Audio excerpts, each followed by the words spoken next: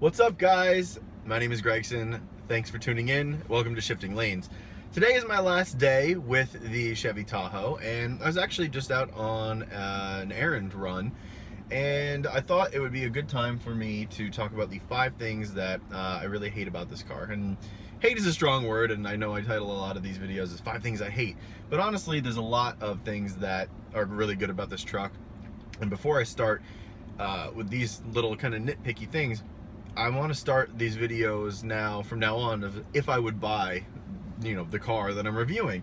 And for this one, the 2017 Chevy Tahoe in LT trim, I absolutely would buy this car. I think it's really good as far as a family mover.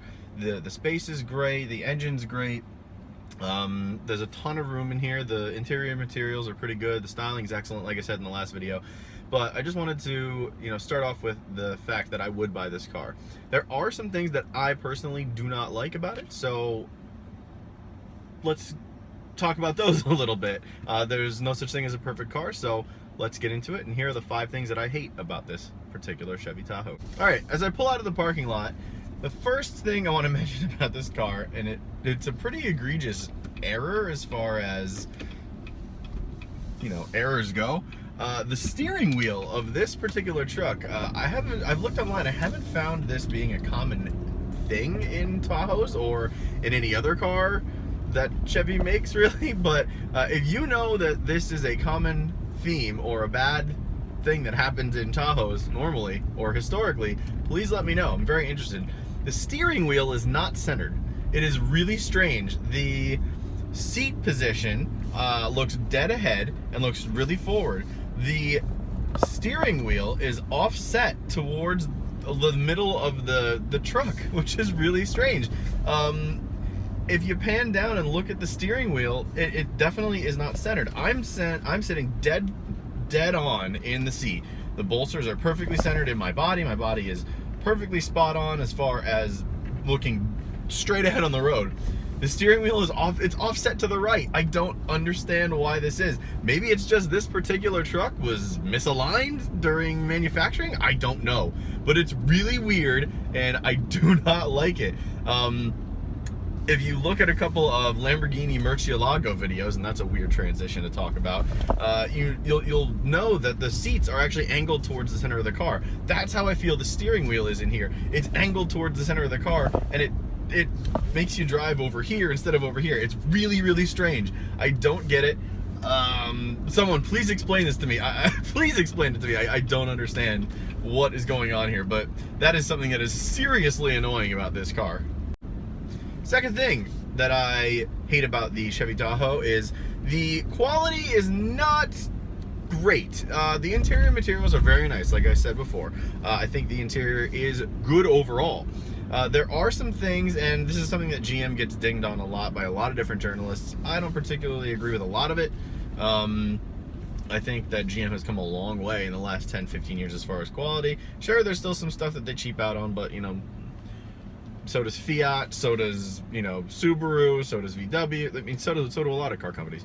So the one thing the 2 things that actually I'll say about the quality of this car is the center right here, actually the center stack.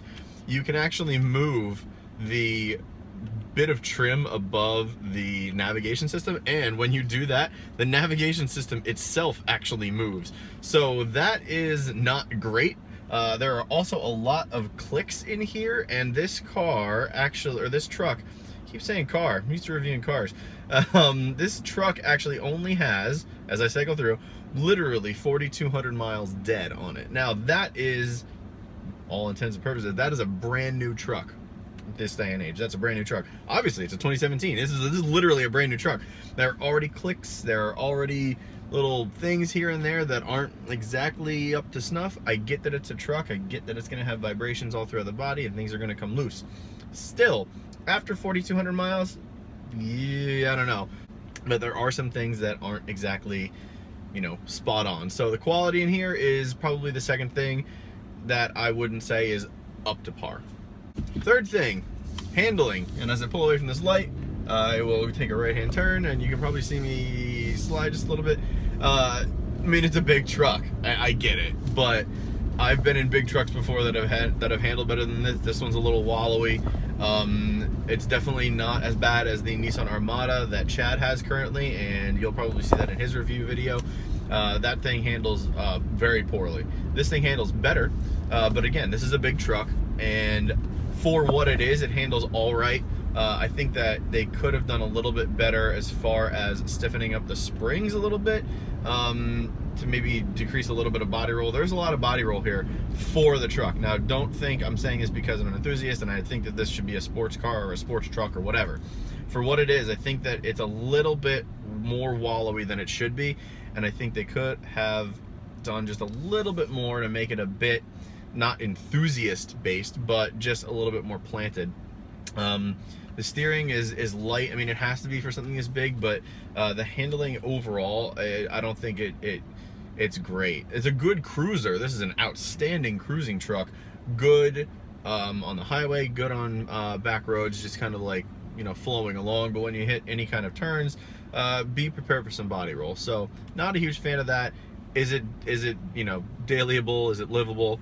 Of course, totally fine, but just beware that you may have a little bit more body roll in this thing than you would in maybe like a Ford Expedition or something like that. Still have to drive that, but from what I've read online, this is a little bit more, and from what I've been, you know, from my own experience, I think is a little bit more, you know, wallowy as far as the handling is concerned. So that's number 3.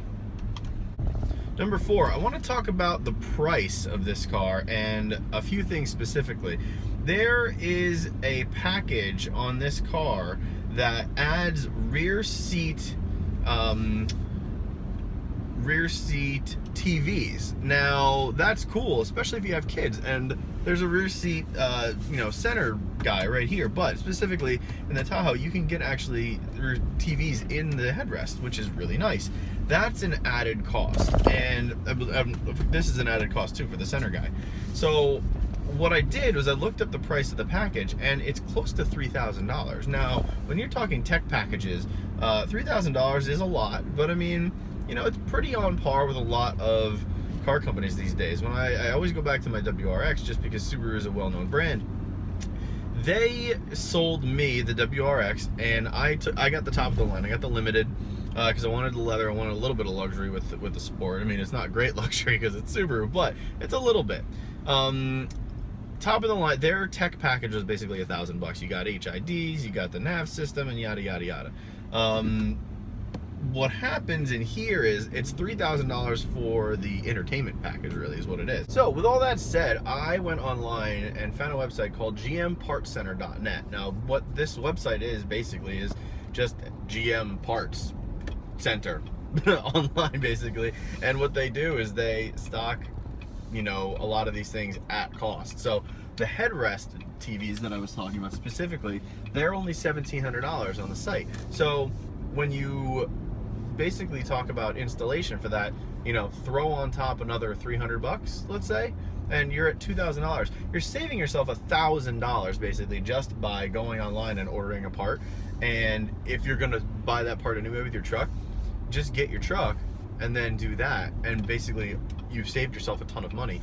You can do it with a whole bunch of different things. So if you buy a Chevy Tahoe or any GM truck for that matter, you should go on the website. It's gmpartscenter.net, and what you can do is you can find a ton of things for your trucks. Now, with that said, this particular model of Tahoe is 65 grand. Now, when you add up all the little bits and pieces of this thing that are added on, you're gonna end up spending, you know, another 10 to 15 grand as far as extras are concerned. So when you can kind of nickel and dime your way down a bit, you could probably end up saving yourself between $2,000 to $5,000 with these extras that you can just go online and grab yourself, and then either install yourself if you're a DIY person, or have them installed at a dealer. And these are legit GM parts. These aren't just some aftermarket thing that you can throw in your car and it's, you know, Sony, but the Y is spelled with a T. You know, it's not like that. These are actual GM parts. So definitely check out the website. I think it's really good. But that's one thing I really,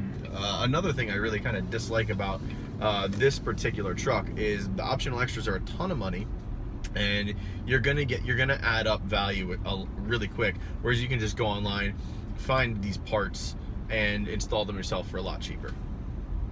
All right, guys.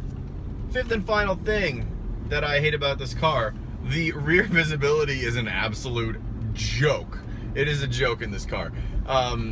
The rear view mirror itself is small, but you can definitely see a good amount. I mean, it might be 2 inches high, you know, at most.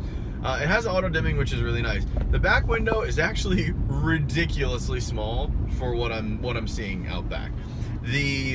With the third row up, it is nothing. As far as line of sight is concerned, it's really straight. I'm not even kidding. You're seeing this much out the back of the car. With the third row down, you're seeing about this much. You're only seeing about 2 inches worth. And I get that other rear view mirrors are small and like that, but I've never driven or ridden in a truck that has had such bad rear visibility as far as the rear view mirror is concerned.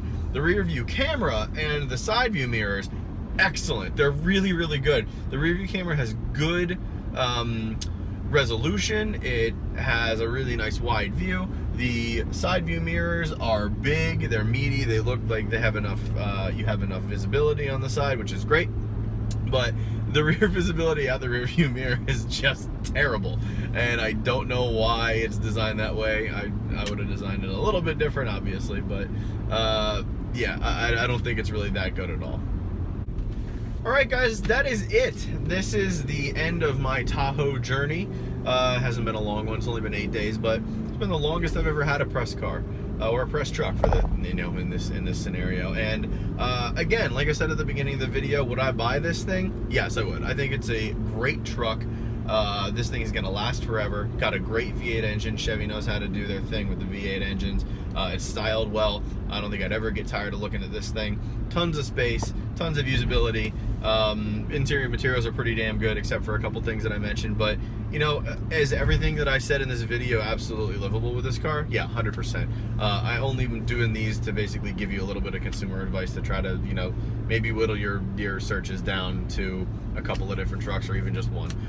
So yeah, definitely check this truck out. I'm a big fan. 65 grand is a bit steep, but if you're in this kind of scenario to buy a $65,000 truck, you know, go for it. I think you're not going to go wrong with the Chevy Tahoe LT. So until next time, my name is Gregson. Don't forget to hit the subscribe button and the little bell next to it. That way you get all of the notifications when we have videos. Stay tuned for more Volvo V70R goodness, and don't forget to like this video if you did like it, dislike it if you disliked it. However you want to do it, that's totally fine, and I will catch you next time. See ya.